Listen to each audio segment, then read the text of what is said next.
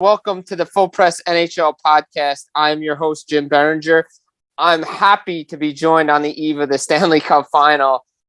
Bill Lindsay, former NHLer, former Florida Panther, current NHL analyst on NHL Network, and the color voice, color play-by-play man, and analyst for the Florida Panthers. Bill Lindsay, thank you so much for joining the show today. Happy to be on the show, Jim. Everything going good? Everything's going well. Yeah, here on a Friday, you guys out there in Vegas, game one, Stanley Cup final. Media day was today. Any big news coming out of there? Any, surprising material coming out from the players? Not much. Pretty status quo. Just they're ready to get laced up. It's been a while for the Panthers and even for Vegas having a few days off. These teams are ready to get back on the ice and get after it. Good thing is most teams, it looks like the majority of the rosters are healthy, going to be shaped up, and that's what you want going into a playoff series, especially the Stanley Cup. You want healthy bodies. You want your full complement of players. It seems like Paul Maurice, the coaching staff, and on the other side, Bruce Cassidy, both happy with where their groups are at, and just have to drop the puck now and get going and seeing what kind of animosity we have between these two teams. Yeah, do you think with game one, Saturday night, and the Panthers off for 10 days, do you think rust is going to play a factor in the game one for the Panthers?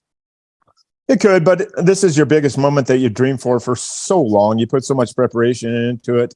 You'd rather have rest than have all the wear and tear on your body at this point in the season. So the Panthers doing a good job, just trying to get there, and they'll have the juice. They'll have everything going. If there is rust, maybe the first 5-10 minutes, but everything after that, it just comes back to you naturally, secondhand.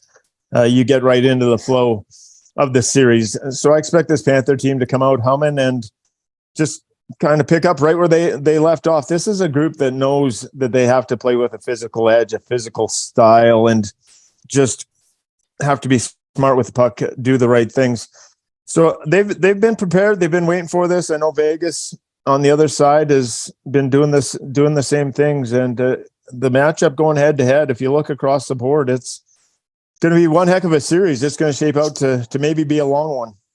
Yeah, I think a lot of people are hoping this goes 6-7 games, especially the viewer and the fan. And I would expect, guys in there want to get it going. And like you said, have any of the Panther players come up to you and ask you about your experience in the Stanley Cup final and being there? Not too much. Let's mention passing in briefly. What they're going at. They're locked into their own journey at this moment, and these players, and to every run, to every Stanley Cup final, it's kind of unique. They've got enough guys in the dressing room with Eric Stahl having won a Stanley Cup, guys being around. Patrick Hornquist is around the team a lot. He's won a couple of Stanley Cups in Pittsburgh. There's guys that have been through this, down this road, that can impart enough knowledge on these young guys that haven't been there before, what it means and what it takes at this time of year. Yeah, I hear you on that. One of the big changes, go back to the beginning of the year, Paul Maurice coming in. How's he changed the culture with this Panthers team? I know they were the President's Trophy winners last year, but it seems like he's got them playing the right way this year. Well, you went from a high octane, high brush team, kind of flash and glitz, into a hard-nosed, just forecheck, dump it out, dump it in team. And it's almost polar opposite of the way they played last year. Tried to damage teams off the rush last year. This year, they try and beat you down with a forecheck, and it's wear down the opposition. It took a while for that to become the identity of the team. It didn't really take hold until the last 20 games, and you're wondering if it's enough to get in. But now the dump in rate and dump out rate are second. They were second in the NHL in dumping the puck in, creating forechecking chances. Last year they were 32nd. They did everything off the rush. That's how much Paul Maurice has swung the pendulum as far as changing the identity. It's led by Matthew Tkachuk, Sam Bennett, players of that. But he knew that if you wanted to have success in the playoffs, that's how you had to do it. You could not rely on the speed game, chances off the rush. So this is the way they've been built. It was all about getting in the playoffs, and now once they get here, you can see that identity even take shape more. Yeah, and I've been really impressed by that aggressive forecheck. I know you mentioned it a lot when you're on NHL Network. I love watching you when you're on there. Vegas likes to shut down a neutral zone a lot, but I've been really impressed by the Panthers making good defensive teams cough up the puck, especially on the boards with that aggressive forecheck. They're going to have to do that against a very good defensive Vegas team. Yeah, they're huge, and they're the complete package. Vegas rolls four lines.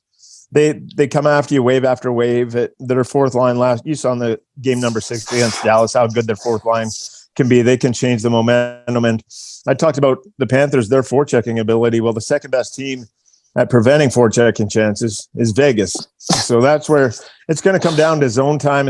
It's going to come down to Bobrovsky against Aiden Hill. Special teams at some point, at some margin in this series is going to tilt it one way or the other. You're going to have a big power play goal or a big penalty kill that's going to have to go your way.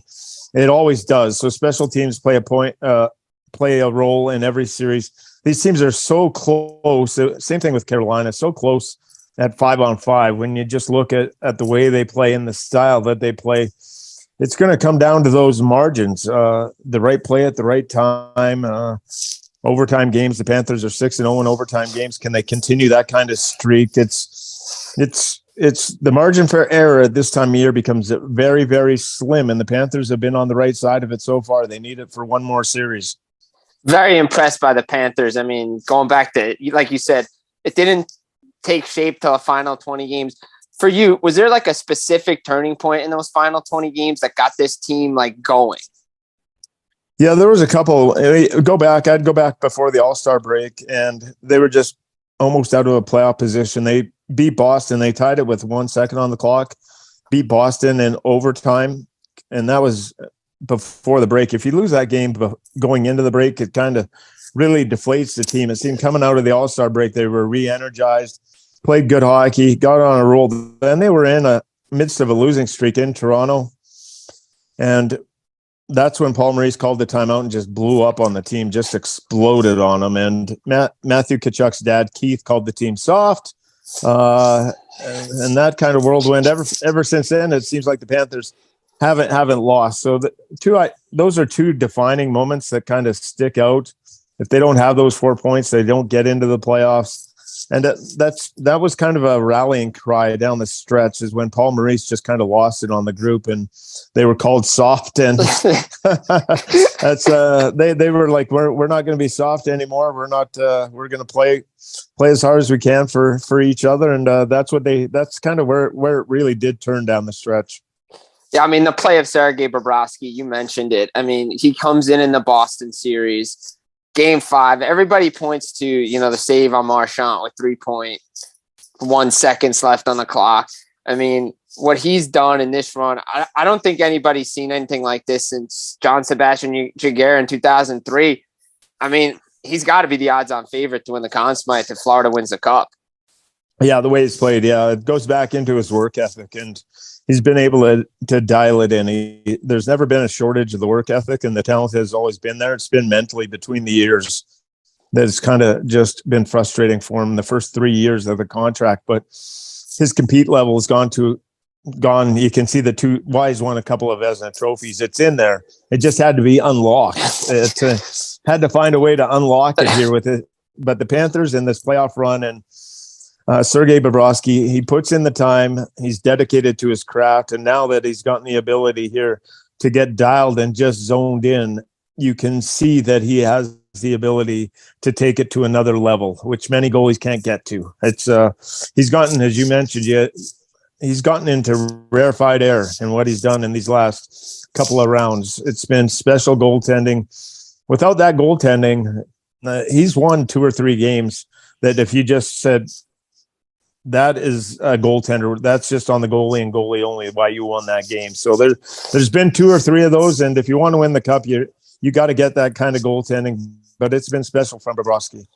Yeah, I mean, I go back to the Carolina series, I believe game 2, where they were outshot, like 18-4 in the first period, 20. Yeah, I mean, he gives up 1 goal, but if it's 2-3-0 after that first period, I think it's a different game, maybe a different series, but he's kept them in so many games, especially against Toronto. And he went on a stretch, I believe, 8 straight games with 2 goals or less, I believe. There was a stretch in there.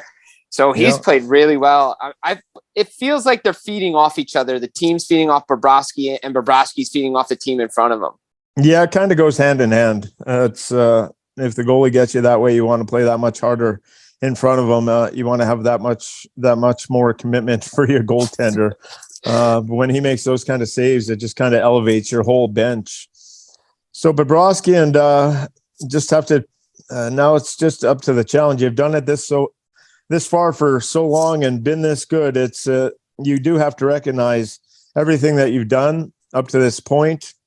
It's still, if you don't win the cup at the end of the day, it's a great story, but it's not an epic story.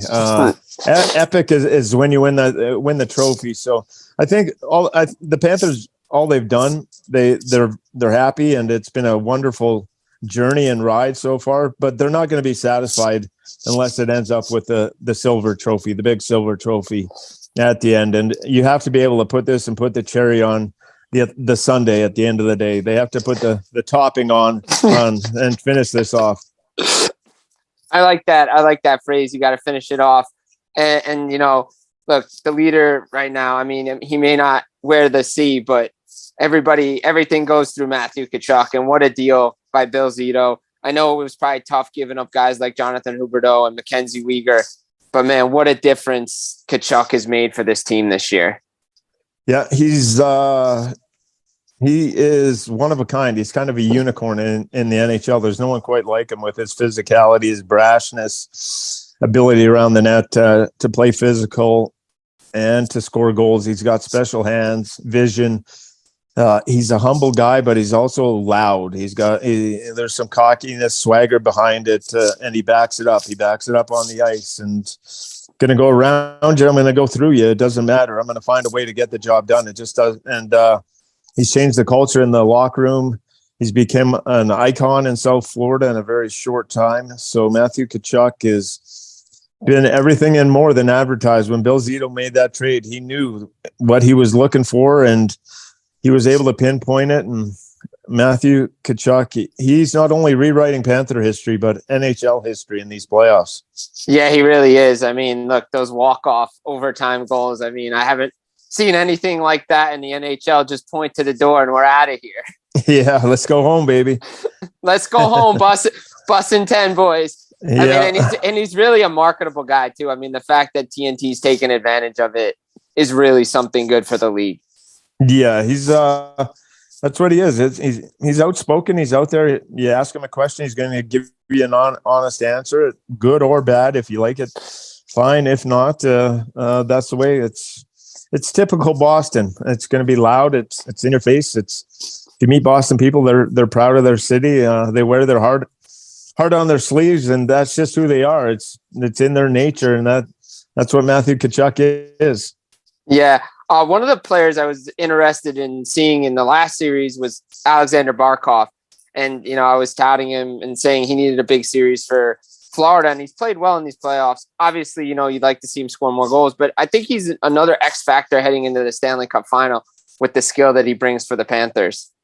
Yeah, Barkov's played really well. He was sick in the first round. I'm not sure a lot of people were aware of that, but it wasn't up to fully feeling well. So once he got past that first round, second round, third round, he's been able to get incrementally better every series. So to see his game defensively, he still dominates. He has the ability to control the pace of the game. I have no qualms, and he's kind of he kind of leads by example, where Tkachuk is more voice. When you watch Barkov play, you really have to pay attention to the nuances, the real fine details of the game, because he is so good at every little face-offs, winning board battles, playing down low with the D, chipping in offensively. There's so much to love about his game, but you really sometimes it just doesn't stick out and just glare at you.